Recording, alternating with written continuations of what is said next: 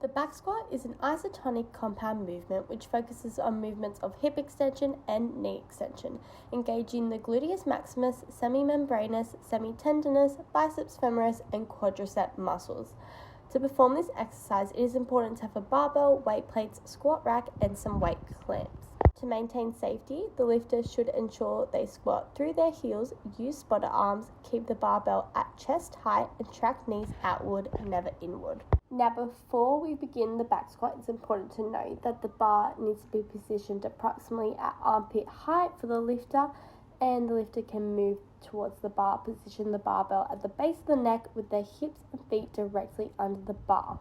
Now that the bar is sitting comfortably on top of the posterior deltoids at the middle of the trapezius and the lifter is grasping the bar evenly with a closed pronated grip, they can then step back and begin flexing their hips and knees slowly and under control, maintaining a slightly arched back and high elbow position.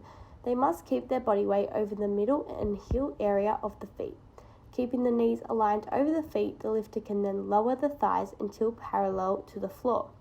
Then, by extending the hips and knees, the lifter can move the bar upward and continue raising the bar until returning to starting position. Particularly when squatting heavy weights, the back squat will use 1 to 2 spotters in order to maintain safety in the exercise and avoid injuries that can occur if the lifter cannot handle or fully perform the squat. With one squatter, like in the example, they will just stand behind the lifter. As the lifter engages with the bar and begins to squat, the spotter will follow the motion of the movement occurring without actually touching the bar. If the lifter begins to struggle, then the spotter can quickly interfere with the bar and ease the weight off. The front squat is an isotonic compound exercise which focuses on the lower body. Essential equipment for this exercise includes a barbell, weight plates, squat rack, and weight clamps. To maintain safety, the lifter should ensure they squat through their heels, use spotter arms, and keep the barbell at a chest height. They should also track knees outward and make sure they never go inward. Now, as seen here, the lifter is going to keep a closed and pronated grip around the bar.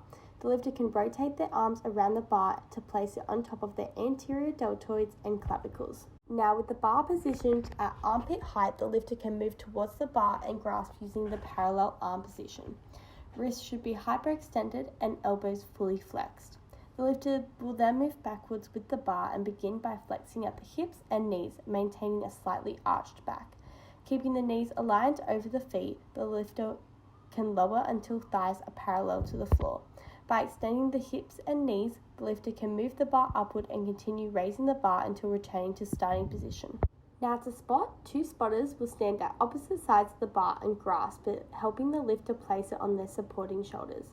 They will then lower and rise in unison with the lifter without touching the bar unless the lifter signals for help. The step up is an isotonic compound exercise working the lower body muscles of the glute and quadriceps. This exercise helps perform movements of hip extension and knee extension, and the equipment needed will be a stepping block and optional dumbbells. To maintain safety, the exerciser must protect the active knee by not pushing towards toes when lifting up. Also, avoid letting your knee collapse out and letting all the work come from the leading leg. To begin the exercise, the lifter can start by stepping up with one leg. The initial contact of the lead foot with the top of the box must be made by the entire foot. The torso should also be erect and the body weight should be shifted to the lead leg. Forcefully extend the lead hip and knee to move the body up and do not push with the trailing foot. At the highest position, the lifter can stand erect before pausing and returning down with the trailing foot on the floor. The lifter can now alternate legs. As seen in the next clip, optional weights can also be used by holding them on either side of the body. If a spotter is needed, they may stand just behind the lifter. They should keep their hands as near as possible to the lifter's hips or waist, and they can help if the lifter needs balance.